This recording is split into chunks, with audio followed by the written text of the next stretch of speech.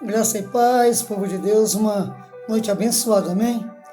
Hoje é dia 8 de abril de 2022, próximo à meia-noite, amém? E Deus tem uma palavra para você. Meus queridos, estamos vivendo tempos difíceis e de decisões, e vamos falar sobre isso. Mas antes quero deixar alguns exemplos aqui da carreira dos santos, né? De como o povo de Deus tem se comportado no decorrer da sua existência. Amém? Como disse, momentos decisivos. E precisamos muito da direção de Deus. Mas, infelizmente,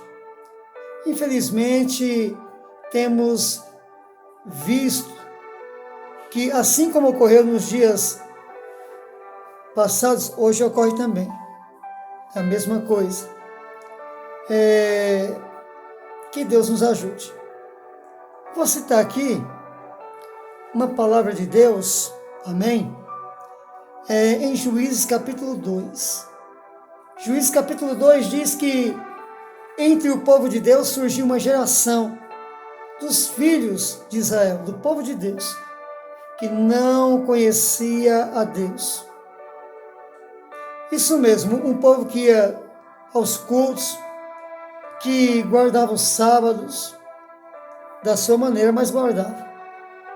Ia aos lugares de adoração, aos outeiros, dizendo sacrificar a Deus, e aí vem Deus e testemunha contra esse povo, dizendo: esse povo não me conhece.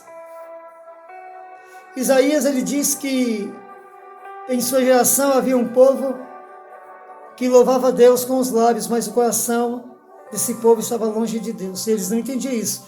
Eles pensavam que estava muito bem. Até perguntou a Deus, no capítulo 58, por que jejuamos nós e o Senhor não atenta para nós? Aí o Senhor vai explicar o motivo. Mas em Isaías capítulo 1, versículo 2, o Senhor diz assim, dá ouvidos ao céu, preste atenção à terra, porque eu criei filhos e filhas e os engrandeci, mas eles se revoltaram contra mim. Versículo 3 ele diz, o boi conhece o seu possuidor, o jumentinho a manjedoura do seu dono, mas o meu povo não me conhece. Uma outra geração, porque nos dias de Isaías profetizou 700 anos, 750 anos antes de Cristo. O povo não conhecia Deus. Mas lá atrás, nos dias do sacerdócio de Eli, em 1 Samuel capítulo 1, capítulo 2, capítulo 3, vai narrar a história do povo de Deus e principalmente da casa de Eli, o sumo sacerdote do povo de Deus. Sendo Ofni e Finéias, seus filhos, sacerdotes de Deus também. E o que está escrito é que Ofni e Finéias, mesmo sendo sacerdote de Deus, habitando na casa de Deus, eles não conheciam a Deus. Não conheciam a Deus. Eles transgrediam os mandamentos de Deus por falta de conhecimento de Deus, por não compreender a santidade de Deus, a necessidade de servir a Deus, de maneira que morreram em uma guerra, pois havia sido profetizado. E Deus cumpriu a palavra, eles morreram. Mas eles não foram os únicos, não. Em 2 Crônicas, nos dias de Asa, Asa sobe o poder e Deus diz, olha Asa, cuidado Asa, vigia. Jerusalém, Judá, Benjamim, escuta isso. Eu estarei com vocês enquanto vocês estiverem comigo. Se vocês me deixarem, eu também vos deixarei para sempre. E aí continua o capítulo 15 de 2 Crônicas dizendo que Israel viveu muitos dias sem Deus, sem o verdadeiro Deus, porque não tinha quem os ensinasse. Mas não tinha sacerdote? Tinha sacerdote. Tinha os levitas, tinham. Mas esses que eram responsáveis por apontar o caminho para Israel, não estavam fazendo. Estavam envolvidos em corrupção e tantas outras coisas que o povo de Deus ficou sem o verdadeiro Deus e sem o conhecimento de Deus por muitos dias. Isso em Isaías também. Agora, já em Jeremias, capítulo 23, Deus vai falar que ai dos pastores, porque curava a ferida do povo de Deus de forma superficial, não falava a verdade. Ai dos pastores. Mais para frente, ai dos profetas e também ai dos sacerdotes. Um grupo de homens que tinham sido chamados por Deus para fazer o povo de Deus conhecer a Deus e sua palavra. Já em Oséias, capítulo 4, versículo 6, o Senhor diz assim, o meu povo é destruído porque lhe falta conhecimento. Meus amados, vou citar essas palavras e os exemplos bíblicos, versículos bíblicos, para ver se há esperança para nós brasileiros, a fim de vos abençoar com o conhecimento da verdade. E agora eu vou citar aqui 3 versículos. Eu vou citar Deuteronômio capítulo 17, versículo 14 e 15, e Provérbios capítulo 29, 2. Em Deuteronômio capítulo 17, versículo 14, diz o Senhor: quando você, meu povo, adentrar na terra que eu te dou, e estando ali você desejar colocar sobre você um rei, como todas as demais nações, entenda isso. Você não poderá colocar qualquer pessoa como rei. Você não poderá colocar um estrangeiro como rei. Mas você vai colocar sobre você aquele a qual Deus escolher. Então esse será o seu Deus. Seu rei. Seu rei. Meus queridos, já em Provérbios 22, Provérbios 29, versículo 2, diz assim: quando o justo governa, o povo se alegra. Mas quando o ímpio governa, o povo geme. Muitas pessoas, hoje, influenciadas por uma doutrina satânica, uma palavra errada, dizem, tanto dentro das igrejas, como o povo nos dias de Juízes 2, que não conhecia Deus, um povo como Isaías 1, não conhecia Deus. Um povo como 2 Crônicas 15, não conhecia Deus, os ensinos de Deus. Um povo como Oséias 4, 6. E tantas outras passagens. Jeremias 23, como foi falado aqui. Hoje tem um povo que não conhece a Deus, infelizmente. Não conhece a palavra de Deus. E influenciado por alguns, chegam a dizer, olha, quem é crente, pastor, tal, não pode falar de política. Essa pessoa desconhece o livro de Gênesis, porque no livro de Gênesis, José se tornou governador do Egito, ele governava o Egito. Israel cresceu muito, se multiplicou muito nos dias de José, como governador do Egito. Desconhece a história de Esdras, Neemias, que de volta após um cativeiro, reconstruíram a cidade de Jerusalém, edificaram os muros, o templo e governavam. Essas pessoas desconhecem o primeiro e o segundo livro de Reis, que fala sobre o reinado, sobre os príncipes de Israel. Esse povo também desconhece o livro dos Juízes, a quem Deus levantava como juiz, como Jair, como Sansão, como Baraque, como Débora, como outros, para governar. Um governo teocrático. Eles tinham como a nossa Constituição o livro de Deus, a Bíblia. Tanto é que o mandamento que Deus deu por intermédio de Samuel foi que o rei tivesse uma cópia do livro da lei na cabeceira da sua cama, para que ele lesse deitando e levantando, para que todo juízo que ele fosse aplicar, ele aplicasse por meio da santa palavra de Deus, dos santos mandamentos de Deus, da lei do Senhor, onde encontramos em o Êxodo, como Moisés, o primeiro legislador de Israel, como em Levítico, propriamente a lei de Deus, a lei do culto, a lei do governo, tá? Essas pessoas que dizem que o cristão não pode se meter em política, desconhecem o primeiro e o segundo livro também de Crônicas, que também trata do período dos reis, como o povo de Deus deveria reinar, e deve reinar até hoje. Que a paz de Deus não passa. A nossa Constituinte no Brasil já mudou várias vezes, mas a Constituinte de Deus continua intacta.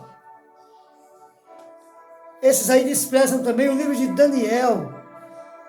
Daniel governou também, foi um dos governadores da Babilônia, juntamente com Misael, Azarias e Ananias.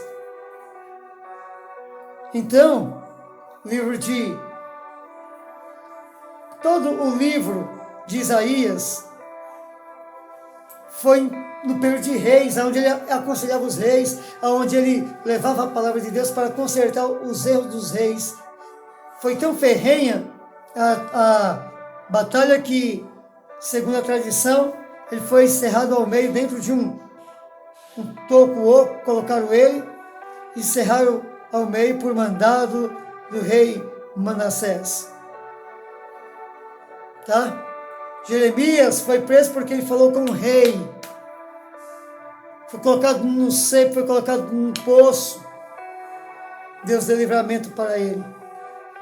No dias de Nabucodonosor, que ordenou o seu general libertá-lo. Tá?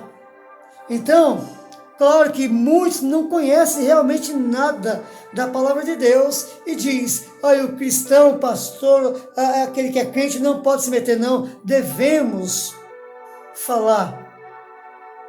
Mas voltando para o mandamento de Deus a respeito do governo, do reinado, hoje presidente no nosso país. Deuteronômio 17:14. Quando você entrar na terra e for escolher um rei, não escolha um estrangeiro, mas um que seja dentre dos teus irmãos. Não poderá colocar sobre ti um rei que não seja dos teus irmãos. Tá, temos algum candidato cristão? Cristão evangélico, não. E o Bolsonaro? Ele é cristão porque ele crê em Deus, em Cristo. Mas também ele não conhece a lei de Deus. Pouca coisa ele conhece. Mas ele se esforça. E temos um outro candidato, o Luiz Inácio Lula da Silva. Meus amados, como saber quem é de Deus e quem não é de Deus? Pelo fruto. O Senhor diz, conhecerei a árvore pelo fruto. Que pé de árvore é aquela? É uma manga, porque eu vi uma manga pendurada. Que pé de fruta é aquela? É um pé de goiaba, porque eu estou vendo uma goiaba pendurada. Então, quando olhamos para os candidatos a presidente, nós olhamos e vemos os frutos. E lembramos do mandamento. Não vote naquele que não tem a mesma fé. Então, nós temos um candidato como o Lula, que acredita em demônios. Ele tem um vídeo dizendo que está sendo possuído por demônios, aconselhado por demônios, e que vai colocar o pessoal da matriz africana para ajudá-lo no governo dele. Eu pergunto, como está em 2 Coríntios, capítulo 6, a partir do versículo 14, que diz que não devemos ter um jugo desigual. O que tem a ver a luz com as trevas? O que tem a ver Deus com o templo de ídolos? O que tem a ver? Nada. Nada. Então, meus queridos, o Lula diz que ele está sendo possuído por demônios.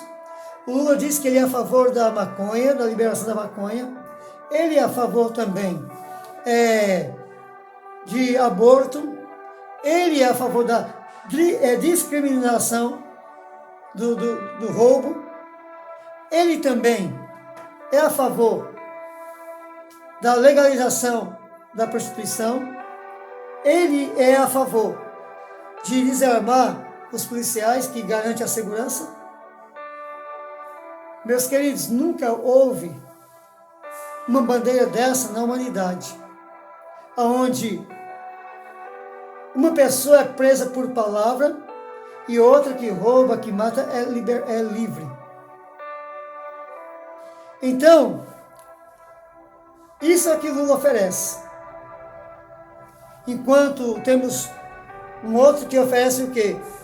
Que fala no nome de Deus, que fala que quer ver a família bem estruturada, que é contra o aborto, que é contra as drogas, que é contra o roubo.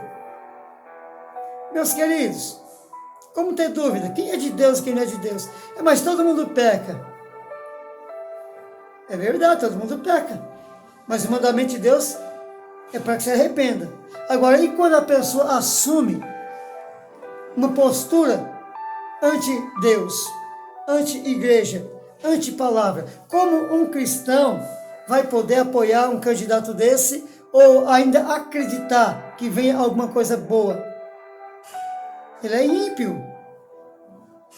Esse candidato é um candidato ímpio. Eu vou me posicionar aqui, conhecendo a palavra de Deus, o que Deus espera da minha vida, da vida da igreja, da sociedade. Eu vou me posicionar. Se não mudar a situação, continuarei com essa posição. O meu voto é de Jair Messias Bolsonaro. Por quê? Se ele estiver nos enganando, Deus vai tratar com ele. Mas tem Lula que não está enganando ninguém, é o que ele está oferecendo. Ele está sendo possuído, segundo ele próprio. Então eu não posso me unir a uma pessoa que se une contra o arqui-inimigo de Deus e contra aquele que é inimigo das nossas almas, que são os demônios. Meus queridos, vou repetir aqui o versículo 2 do capítulo 29 de Provérbios. Quando o justo governa, o povo se alegra. Quando o ímpio governa, o povo geme.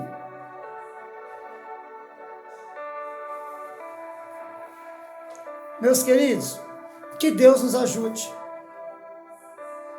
E que haja da parte do povo brasileiro o que está lá em Jeremias 23, do povo. Também daqueles que pregam a verdade aí e daqueles que querem pregar a palavra de Deus. Arrependimento. O Brasil, um país que tem se mostrado imoral. Nós estamos vendo aí uma polêmica sobre o mendigo, o morador de rua, seja lá como a sociedade deseja chamar. Como que uma pessoa comete um ato imoral, ainda que foi consensual? Foi uma coisa imoral. Ainda que a mulher esteja com todos os seus neurônios funcionando muito bem, foi imoral. Ela quis, ou ela querendo ou não, foi imoral. Foi um adultério. Como que o Brasil, como que pessoas que se dizem inteligentes, cultas, honestas, se prestam a defender um ato desse? É o que está lá em Jeremias 23. O Brasil fez muita apologia ao crime, ao sexo ilícito, às drogas, ao aborto. A grande mídia faz isso. E é o que o Lula está oferecendo. Liberdade para essas coisas. Todo aquele que é de Deus foge da aparência do mal. Todo aquele que é de Deus rompe com o mal. Todo aquele que é de Deus abomina o pecado. Não é um senso moralista que não. Não, é uma realidade. Aquele que gosta da coisa certa não se mete nessas coisas. Então, que Deus nos ajude, que Bolsonaro seja uma escolha de Deus e que as suas convicções cresça, a fim de que o Brasil seja uma nação eleita por Deus, uma nação que venha ficar do lado de Deus, não do lado do crime, da prostituição, do adultério, da fornicação, da lascívia, das drogas, que tem vindo com muita força aí. É uma vergonha para o Brasil ter deputados que levam projetos de lei que só as misericórdias de Deus. Eles querem trazer o mal contra o Brasil. E Deus vai tratar com o Brasil. Mas ainda há tempo para se arrepender. Venhamos nos arrepender, abandonar esse mal. E pensar em servir a Deus, amando a família, amando a paz, amando a honestidade, a justiça. Meus queridos, que Deus abençoe a todos. E continuamos em oração em nome de Jesus Cristo.